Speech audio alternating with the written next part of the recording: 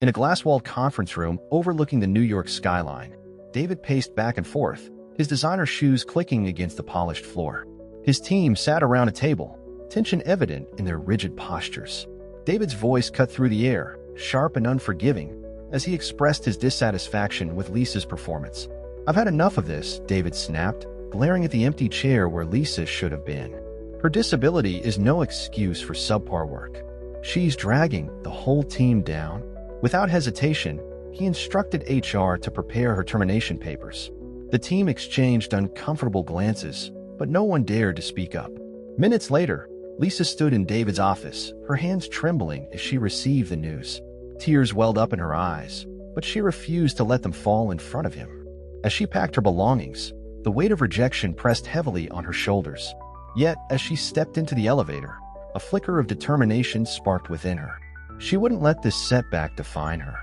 That evening, David attended a high-profile networking event. He moved through the crowd with practiced ease, a champagne flute in hand. His voice carried across the room as he boasted about his company's latest achievements. "We've just secured a deal that'll revolutionize the industry," he proclaimed to a group of investors. "It's all about cutting dead weight and maximizing efficiency." What David failed to notice were the subtle eye rolls and whispered comments that followed in his wake. His arrogance had become a topic of discussion in tech circles, and not in a positive way. As he continued to network, oblivious to the growing disdain, the seeds of his downfall were already being sown. The sun was setting as David strode through the company parking lot, his mind already on his next conquest. He tapped furiously on his smartphone, barely glancing up as he approached his luxury car. A few spaces away, Lisa walked slowly towards the subway station, her thoughts consumed by her upcoming job interview. David reversed out of his spot without checking his mirrors, his tires screeching against the asphalt. In that moment, a cyclist appeared seemingly out of nowhere. The sickening thud of impact echoed through the lot, followed by the screech of metal on concrete as David's car swerved and crashed into a nearby barrier. The world seemed to slow down for David as he realized what had happened. His airbag had deployed, leaving him dazed and trapped in his seat. Panic set in as he struggled with his seatbelt, the acrid smell of burnt rubber filling his nostrils. Through the cracked windshield, he could see the cyclist lying motionless on the ground. Sirens wailed in the distance, growing louder with each passing second. David's heart raced as the gravity of the situation hit him. His perfectly curated life, his reputation, his future, all of it hung in the balance. As red and blue lights illuminated the scene, David's world began to crumble around him. Bystanders gathered, their shocked faces a blur to David as he fought against his seatbelt. The realization that his life could change irrevocably in an instant was a sobering one. As emergency vehicles pulled into the lot, David's facade of invincibility shattered, leaving him vulnerable and afraid for the first time in years. Lisa's attention was drawn to the commotion in the parking lot. As she approached, her eyes widened in recognition. There, trapped in the mangled wreckage of his expensive car, was David. Her former boss, the man who had callously fired her just hours ago, now looked small and frightened. For a moment, Lisa stood frozen, a war of emotions raging within her. Part of her wanted to walk away, to let David face the consequences of his reckless behavior alone. It would be easy to justify karmic retribution for his cruelty. But another part of her, the part that had always defined her character, pushed her towards compassion. Taking a deep breath, Lisa made her decision. She approached the car, her movements slowed by her condition, but her determination unwavering. "David," she called out, her voice steady despite the chaos around them. "Can you hear me?" David's panicked eyes met hers, recognition and shame flashing across his face. Lisa, pushing aside her personal feelings, focused on the task at hand. "Listen carefully," she instructed, her voice clear and calm. "I want to talk you through releasing your seatbelt." Step by step, Lisa guided David through the process of freeing himself. Her patience and composure stood in stark contrast to the frenzy of the accident scene. As David finally managed to unbuckle the seatbelt, he looked at Lisa with new eyes. The woman he had dismissed as weak was now his lifeline, demonstrating a strength he had never bothered to see before. In that moment, as sirens wailed and onlookers gasped, an unexpected connection began to form between them. David's preconceptions shattered, leaving him to confront the reality of his misjudgment. And Lisa, in choosing to help despite her justified resentment, revealed a depth of character that would shape the events to come. The sterile white walls of the hospital waiting room seemed to close in on David as he sat, his head in his hands. Beside him, Lisa waited patiently, her presence a silent reminder of the evening's events. The air was thick with tension and unspoken words. Finally, David lifted his head, his voice hoarse as he attempted to speak. "Lisa, I'm sorry," he began, the words feeling inadequate even as he said them. "What I did to you was wrong. I was blind and—" Lisa held up a hand, cutting him off. Her face was a mask of composure, but her eyes betrayed a mix of hurt and wisdom. "David, your apology doesn't undo what happened," she said firmly. "But right now, that's not what's important." As they waited for news about the cyclist's condition, an unexpected dialogue opened between them. Lisa spoke of her daily struggles, not with self-pity, but with honesty. She detailed the challenges she faced in the workplace, the constant need to prove herself, and the importance of a supportive team. "Inclusion isn't just about ticking boxes, David," she explained. "It's about recognizing that diversity brings strength. Each person, regardless of their abilities or disabilities, brings a unique perspective that can drive innovation and success." David listened, truly listened, perhaps for the first time in years. As Lisa shared her experiences, he began to see the flaws in his leadership style, the opportunities he had missed, and the talent he had overlooked. The realization was uncomfortable, forcing him to confront his own biases and shortcomings. As the night wore on, David found himself sharing his own story, the pressure he felt to succeed, the fear of showing weakness, and the isolating nature of his position. In this sterile hospital environment, stripped of his usual trappings of power, he felt vulnerable, yet oddly liberated. The conversation left David with a growing awareness that his narrow vision had not only hurt individuals like Lisa, but potentially harmed his company's growth and innovation. As dawn broke, casting a pale light through the hospital windows, David knew that if he got the chance, things would have to change. Months after the accident, David stood in the lobby of his company, watching his workers install a new sign promoting workplace diversity and inclusion. The physical changes to the office were just the beginning of a broader transformation within the company culture. David had spent his recovery period not just healing physically, but also educating himself on inclusive practices and the benefits of a diverse workforce. He initiated sensitivity training for all employees, revised hiring policies, and actively sought out candidates from various backgrounds and abilities. Meanwhile, Lisa had moved on to a new job at a progressive tech firm known for its inclusive environment. Her skills and dedication were finally recognized and valued. She quickly became an integral part of her team, her unique perspective contributing to innovative solutions. One afternoon, David visited Lisa's new workplace, eager to see firsthand how a truly inclusive company operated. As he walked through the office, he noticed the seamless integration of accessibility features and the diverse mix of employees collaborating efficiently. Lisa greeted David with a professional nod, her initial wariness giving way to cautious respect as she observed his genuine interest. She led him through the office, explaining the various accommodations and policies that made the workplace accessible to all. "It's not just about physical adaptations," Lisa explained. "It's about creating an environment where everyone feels valued and can contribute their best work." David listened intently, taking mental notes. He saw employees using various assistive technologies, noticed the open and collaborative workspace design, and observed the natural interactions between colleagues of all abilities. As their tour concluded, David and Lisa shared a moment of reflection. "Thank you," David said, his voice sincere, "for everything. You've opened my eyes to a better way of doing business and treating people." Lisa offered a small smile. "It's not about gratitude, David. It's about action. Keep learning, keep improving, and use your influence to make a real difference." As David left, he felt a mix of determination and humility. The journey of transformation was far from over, but he was committed to seeing it through, knowing that the strength of his company and himself lay in embracing diversity and fostering true inclusion. As David immersed himself in his new role as an advocate for workplace inclusion, he received troubling news about his former company. A former colleague, Alex, reached out to him over coffee, revealing the dire state of affairs. "The place is falling apart, David," Alex said, his voice low and worried. "Morale is at an all-time low. People are leaving in droves, and those who stay are just going through the motions." David leaned back, processing the information. "How bad is it?" he asked, dreading the answer. Alex sighed. "But there are rumors of financial irregularities. Some employees are even suspected of selling company secrets to competitors. Your successor? Well, let's just say he's amplified all your worst traits and none of your better ones. The news hit David hard. Despite his past mistakes, he still felt a connection to the company he had built. The thought of it crumbling due to the toxic culture he had fostered filled him with guilt. I should have seen this coming, David muttered, more to himself than to Alex. The way I ran things, it was unsustainable. Alex nodded grimly. People remember how you treated Lisa and others like her.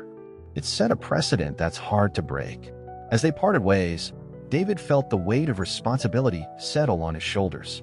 He knew he had to do something to help the employees still trapped in the toxic environment he had created. But the path forward was unclear. David spent the next few days grappling with the situation. He was no longer in a position of power at his old company, and his reputation there was tarnished. How could he affect change from the outside? And did he even have the right to interfere after the damage he had caused? As he pondered these questions, David realized that his journey of redemption was far from over. Saving his old company from the consequences of his past actions would be his biggest challenge yet, one that would test not only his newfound principles, but also his ability to truly make amends for the harm he had caused. David paced nervously outside the conference room of his former company. He had managed to secure a meeting with the board of directors, but he knew the reception would be chilly at best. Taking a deep breath, he entered the room. The atmosphere was tense as David began his presentation. He outlined his new vision for the company, emphasizing the importance of inclusivity and diversity. He presented data showing how companies with inclusive practices outperformed their competitors. We need to change our culture, David argued passionately. It's not just the right thing to do. It's crucial for our survival and growth. The response was immediate and harsh. Board members exchanged skeptical glances, and some openly scoffed at his proposals. This isn't a charity, David, one executive sneered. We're here to make money, not win feel-good awards. Another chimed in, your inclusive approach is what nearly ran this company into the ground. We've been cleaning up your mess. David felt his frustration rising, but kept his composure. He realized that the toxic culture he had cultivated was deeply ingrained. The battle for change would be uphill and grueling. Meanwhile, Lisa was thriving in her new role. Her company was preparing for a major tech conference where they would unveil a groundbreaking accessibility software. As she reviewed the presentation materials, she noticed her old company listed as a participant. Curiosity piqued, Lisa did some digging. She discovered that David's former company was pinning its hopes on this conference, seeing it as a make-or-break moment for their future. Lisa felt a mix of emotions. Part of her still harbored resentment towards her former workplace, but she also recognized the opportunity for positive change. She wondered how David's efforts to reform the company were progressing and whether this conference could be a turning point.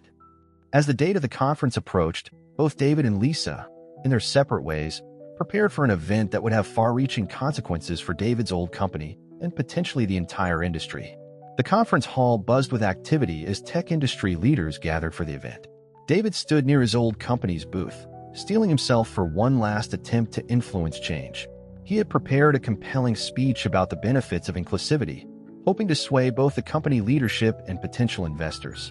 As David began his presentation, he noticed a mix of curiosity and skepticism in the audience. He was just hitting his stride, passionately arguing for a more diverse and inclusive workplace, when a commotion erupted from the back of the crowd. "Liar!" a voice shouted. The crowd parted to reveal Jake, a former employee David had fired months ago.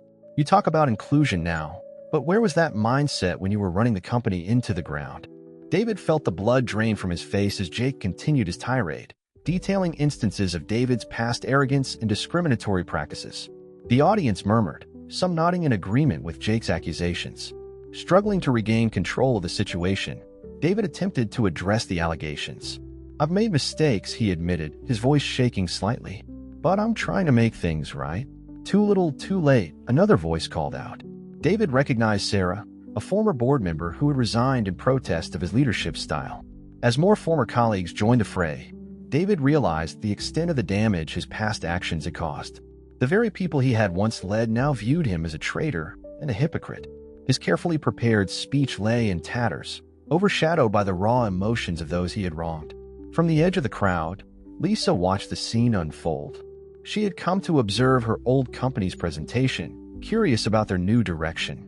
Now, seeing David's public humiliation, she felt a complex mix of emotions. Part of her felt a twinge of satisfaction at seeing him face consequences, but another part recognized the difficulty of his position. As the crowd dispersed, leaving David standing alone and defeated, Lisa wondered if this was the end of his redemption journey. Had his past actions created too deep a chasm to bridge?